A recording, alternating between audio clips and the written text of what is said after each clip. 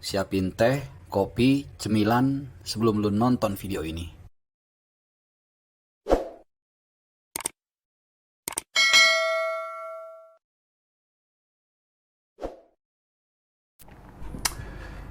Oke, gua di video kali ini akan bahas Liga Champions. Setelah menyelesaikan matchday keempat, ini kita akan lihat secara umum siapa-siapa aja tim yang udah lolos, terus siapa-siapa aja tim yang masih berpeluang, kemudian siapa-siapa aja tim yang sudah tersingkir, dan siapa-siapa aja yang masih punya peluang lolos tapi juga terancam untuk tidak lolos, bahkan juga nggak bisa ke Europa League. Ya, jadi kita akan round up secara umum dari grup H sampai dari grup A sampai grup H. Nah, tapi yang pertama yang ingin gue bilang bahwasannya secara total dulu ya, secara total itu ada 4 tim yang sudah memastikan tiket mereka ke fase berikutnya, ke babak knockout stage ya. Jadi ada 4 tim yaitu Liverpool, kemudian Ajax, Munchen dan juga Juve. Nah, ini menarik kalau kita lihat komparasinya. Semua rata-rata mewakili dari liga-liga berbeda ya. Liverpool mewakili tentunya IPL, kemudian Ajax Eredivisie, terus Munchen Bundesliga dan juga Juve Serie A. Nah, gitu. Jadi menarik ya kalau kita lihat satu-satu. Kalau Liverpool memang harus diakui sangat konsisten ya di liga, di berbagai ajang termasuk di Liga Champions mereka selalu tampil all out dan juga selalu tampil meyakinkan. Baik di Liga Premier maupun juga di IPL, di UCL ya. Ini wakil dari grup B dan keberhasilan mereka lolos dalam 4 pertandingan di grup ini membuat mereka juga cukup cukup lega ya. Artinya di pertandingan selanjutnya mereka akan menghadapi Porto, menyambut Porto, kemudian juga mereka akan berhadapan dengan Milan. Ini sudah nggak berpengaruh lagi, jadi mereka bisa memberikan kesempatan bermain lah bagi pemain-pemain muda atau juga bagi pemain yang belum mendapatkan minute play. Nah, terus yang lolos lagi Ajax, ya ini juga Ajax menarik karena ya nggak disangka-sangka ya, bukan hanya mereka lolos sebagai bukan hanya lolos tapi juga sebagai juara grup dan meraih poin maksimal dari 4 pertandingan ya. Ini satu capaian yang gue pikir cukup bukan mengejutkan sih ya, cuman tetap Ajax itu walaupun di mereka selalu langganan tapi lolos ke UCL tapi beda kan Eredivisie, dia bisa juara dan lolos tapi ketika di UCL lawan-lawannya berat ya. Dan di Liga juga mereka cukup konsisten, saat ini ada di puncak klasemen Eredivisie. Di bawahnya ada PSV 2 poin bedanya, 26 sama 24. Nah, itu dari Ajax. Kita ke grup D. Nah, grup B ini menarik ya kalau kita lihat karena hanya ada satu tim yang Madrid yang memang sudah memastikan at least posisi mereka di Europa League. Tapi tentu saja peluang mereka untuk lolos cukup besar ya. Kuncinya adalah Madrid nanti lawan Sheriff Tiraspol tanggal 24 November. Kalau mereka bisa menang, mereka udah pasti lolos ya. Perkara nomor 1, nomor 2, soal 2 tapi udah pasti lolos. Nah, sementara Inter ini masih cukup berat.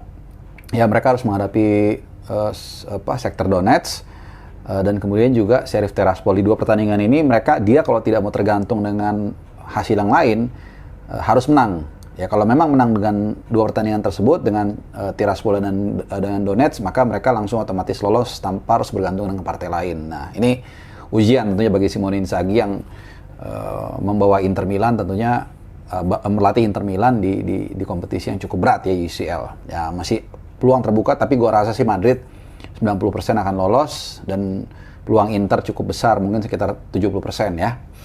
Karena memang Tiraspol ini agak mengejutkan ternyata. Bisa mengumpulkan 6 poin dari 4 pertandingan, 2 kali menang, 2 kali kalah ya. Oke, itu dari grup D. Dari grup Delta kita ke grup E. Nah, grup E ini juga gue pikir nggak ada terlalu isu yang gimana-gimana karena Munchen melenggang mulus dengan poin 12 dari 4 pertandingan dan hanya kebobolan 2 mencetak 17 gol. Jadi kalau di rata-rata berapa tuh? 4,5 ya per pertandingan. Ya, dia luar biasa lah pokoknya, golnya banyak. Dan mungkin yang jadi isu adalah siapa yang menemani Munchen. Ya, Munchen udah pasti lolos. Ada Barcelona di sana, peringkat kedua dengan poin 6. Kemudian ada Benfica, peringkat ketiga dengan poin 4. Nah, mereka ini akan langsung bertemu nih nanti tanggal 23 November. Ya, jadi mungkin setelah international break ya. Setelah international break ada midweek mereka baru main. Nah, kuncinya di sini. Karena mereka posisinya 23, selisihnya poinnya 2. Kalau Barcelona bisa ngalahin Benfica nanti di Camp Nou, maka mereka udah langsung otomatis bisa lolos ke fase berikutnya tanpa harus menunggu partai ke-6. Nah, ini tantangannya. Nanti siapapun yang melatih kita nggak tahu, apakah Xavi atau mungkin tetap Sergi Barjuan, kita nggak tahu. Kita tunggu karena belum ada keputusan yang fix ya tentang siapa yang akan melatih Barcelona. Itu dari grup E. Kemudian dari grup F. F dan G, ini gua rangkum karena ini dua grup ini sama ya karakternya, F dan G. F ada MU, Villarreal, Atalanta, dan Young Boys. Kemudian grup G, Golf, ada grup Salzburg, kemudian Lille, Wolfsburg, dan juga Sevilla. Apa yang serupa dari dua grup ini? Di grup ini adalah dua-duanya grup yang belum ada pasti lolos, belum ada pasti peringkat kedua, dan belum juga ada yang pasti nggak lolos. Jadi belum ada yang pasti di sini. Ya, peringkat paling bawah misalnya Young Boys nih dari grup F. Ini bukan tidak mungkin akhirnya lolos. Sebaliknya MU yang ada di peringkat 1 juga bukan tidak mungkin. Ada kemungkinan nggak lolos, ya bahkan peringkat paling bawah atau bawah bisa aja. Jadi ini masih sangat cair. Grup G juga gitu, grup Golf. Ya, Salzburg, Lille, Wolfsburg, dan Sevilla. Ini sama-sama semua nih. Ini semuanya bisa shuffle. Bisa yang dari atas bisa ke paling bawah, paling bawah juga bisa paling atas. Tergantung nanti di 2 game week ke depan ya. Walaupun mungkin kalau untuk grup F gua rasa Man United ya, kalau nggak ada konstelasi yang berubah, katakanlah nggak ada pemain yang cedera atau mungkin nggak ada kasakusuk soal pelatih, mungkin MU punya kans yang cukup besar untuk lolos ya. Walaupun sekali lagi gue bilang apapun masih bisa terjadi ya di grup ini. Ya yang menariknya sih sebenarnya sedikit gue ulas soal grup F. Ini Young Boys kan yang pertandingan pertama ngalahin MU ya. Ngalahin MU 2-1. Tapi setelah itu mereka 3 kali kalah berturut-turut ya. Jadi sepertinya nih emang tim hanya bisa atau hanya semangatnya keluar ketika melawan tim yang paling punya nama lah. Dalam hal ini MU dibandingkan ketika menghadapi Villarreal dan juga Atalanta gitu ya. Nah itu dari grup F dan G. Seperti yang gue bilang belum ada yang pasti apapun dari grup ini, baik yang lolos maupun yang tidak lolos. Nah kita ke grup H terakhir. Juventus. Nah ini yang menarik anomalinya. Juventus itu di Liga hancur lebur. Ya udah tahu lah semua pasti ya. Gue nggak usah jelasin. Tapi di Liga Champions tim ini tampil menurut gue sangat sempurna. Ya sangat sempurna, sangat efisien. Ala Juventus, ala Itali. Artinya apa? Mereka menang di 4 pertandingan, 12 poin full sapu bersih. Tapi sebenarnya kalau dilihat dari cara mereka bermain ini sangat pragmatis ya. Kita lihat dia lawan Chelsea menang 1-0. Kemudian lawan Zenit 4-2 karena memang Zenit relatif tim lemah ya. Nah, lawan Zenit 4-2 dan 1-0 2 kali. Kemudian terakhir lawan Malmo dia 3-0. Jadi relatif mereka sangat bermain pragmatis. Ini bisa dilihat dari kebobolannya hanya 2 kali. Tapi ngebobolinnya atau golinnya juga cuma 9 kali. Ya, tapi apapun itu strategi Allegri jalan. Dan mereka bisa memastikan satu tiket udah pasti akan lolos ke fase berikutnya. Nah, Chelsea ada di peringkat kedua, poin 9. Dari 3 kali kemenangan, 1 kali kalah. Kalahnya dari Juve. Sebenarnya nggak ada isu sih. Chelsea gua rasa 99% akan lolos.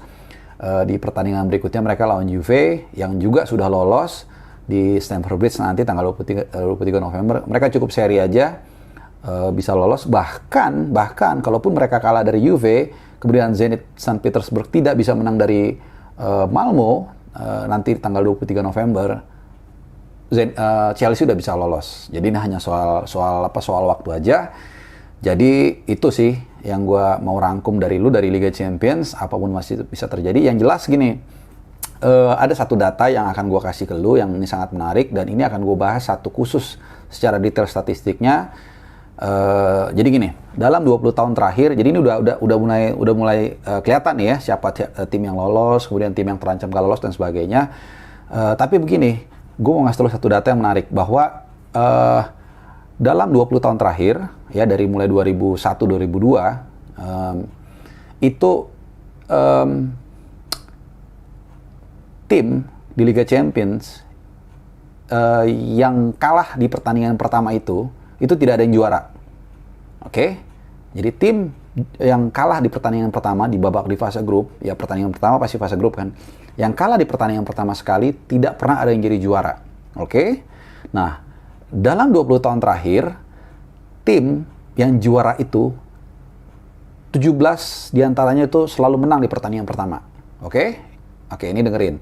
Tim yang juara 20 tahun terakhir di Liga Champions, mereka menang di pertandingan pertama. 3 seri. Itu artinya dalam 20 tahun terakhir tidak ada juara Liga Champions yang pertandingan pertamanya kalah.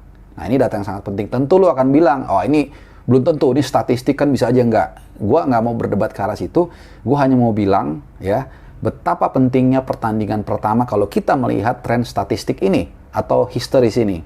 Karena statistik atau sejarah ini memang untuk melihat memproyeksikan forecast masa depan. Tentu tidak ada yang pasti ya, seperti lu memprediksi atau memperkirakan cuaca. Ini kan berdasarkan siklus yang sudah berlangsung selama bertahun-tahun, bahkan mungkin berpuluh-puluh tahun. Jadi lu mempelajari polanya. Nah, sekali lagi balik, mungkin lu akan terpecah dua. Ada yang mengatakan, ini kan cuma data doang, statistik belum tentu benar. Memang, tapi balik lagi gue mengatakan bahwa ini menunjukkan bahwa pentingnya pertandingan pertama di Liga Champions bukan hanya soal 3 poin, tapi gue rasa juga soal mental dan keseriusan dari tim itu untuk bisa menjadi juara di panggung yang sangat masyhur dan berat. Nah, sedikit gue mau tambahin sama lu, 3 tim yang seri di pertandingan pertama, ya hanya 3 tim ya yang seri pertandingan pertama dan akhirnya juara Liga Champions dalam 20 tahun terakhir itu hanya ada 3. Gue akan sebutin, yaitu 2003-2004 ya, saat itu Porto yang juara dan di pertandingan pertama mereka menghadapi Partizan Belgrade 1-1. Kemudian 2009-2010 kalau lo ingat waktu itu juaranya Inter Milan dan di pertandingan pertama mereka bermain 0-0 dengan Barcelona, musuh bebuyutan Inter saat itu di bawah Mourinho. Kemudian terakhir adalah yang terakhir ini ketika Chelsea juara Liga Champions ngalahin Man City di final, udah tahu itu kalau lu ingat di pertandingan pertama mereka bermain 0-0 dengan Sevilla.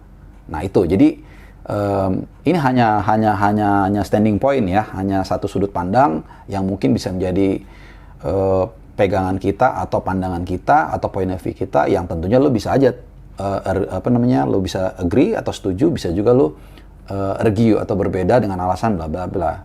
Tapi ya itulah bagaimana Liga Champions menariknya, liga yang sangat ketat, namanya juga Liga Champions, liganya para juara, sehingga setiap detail ini sangat penting untuk setiap tim bisa menang. Yang jelas selamat untuk tim-tim yang udah lolos, Liverpool, Ajax, Munchen dan juga Juve. Tapi perjalanan masih panjang. Masih ada nanti juga pertandingan knockout stage, 16 besar, 8 besar, dan seterusnya sampai nanti final ya. Oke, sekian dulu video dari gua. Terima kasih udah nonton. Kita jumpa lagi di video-video channel gua, channel Bung Harpa di lain waktu. Thank you udah nonton dan salam sehat.